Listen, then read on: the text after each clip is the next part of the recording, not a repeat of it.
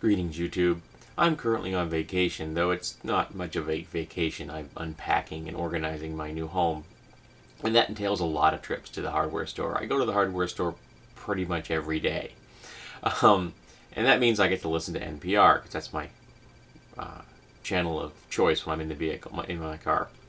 And the other day they were talking about the whole issue with piracy. Now, I use the air quotes because it isn't piracy. It's digital bootlegging.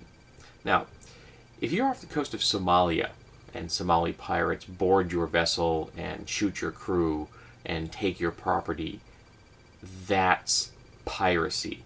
Piracy is when a physical object is taken out of your possession forever. That's piracy. Someone has robbed you. Usually they've invaded a vessel that you own, and they've taken away things that you possess, unfortunately often with the loss of human life. And that's an act of piracy. So calling digital bootlegging piracy is disingenuous, and quite frankly, I find it insulting to the victims of actual piracy. So people are all up in arms about the whole concept of digital bootlegging. Well, here's the thing that nobody seems to want to talk about.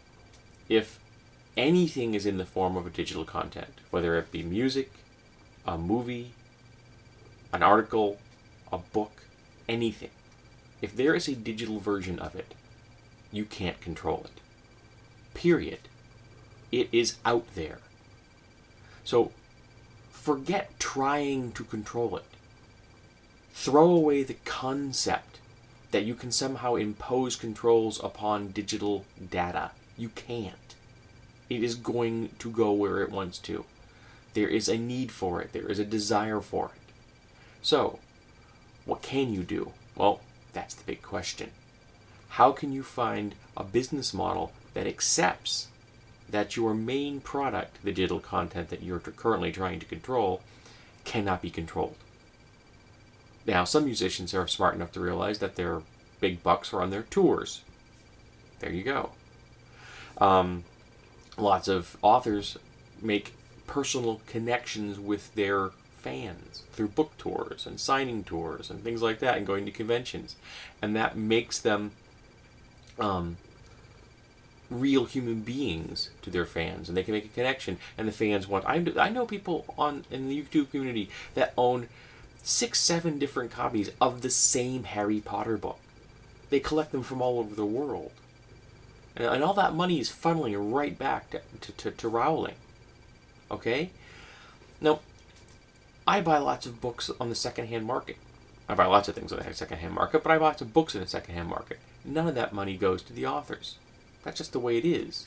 Because you have the right of first ownership with those things. You have the right to resell them. So we need to accept the fact that people are going to acquire the data they want through channels other than you may want to have them acquiring it with. That's just life.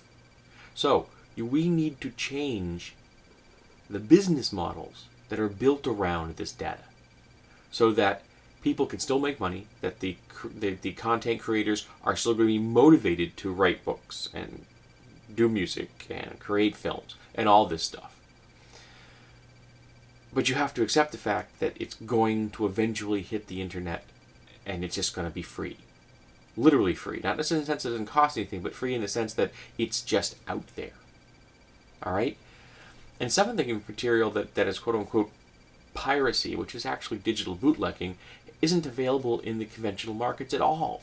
There are material out there right now that is out of print, in digital, but it's available in digital format, and the only way you are ever going to lay your hands on a copy and not pay an arm and a leg for it is by seeking it through a digital copy, legally or, unfortunately, illegally. So we need to change that. We need content providers to make sure that their digital content is freely available through legitimate channels if they want to make it. Like, if you're charging $3 or $4 for a book, most people will pay that. Okay? Especially if it's out of print. It's been out of print for a while. You have to understand that People will take the path of least resistance, and if the legitimate path that makes you money is the path of least resistance, they will take that. Okay? So, buy into people's laziness. Make your product as easily available at a price point where they're willing to buy into it. Literally, they'll be able to give you money for what you provide, as opposed to going through channels that let them get what they want without providing you with any money.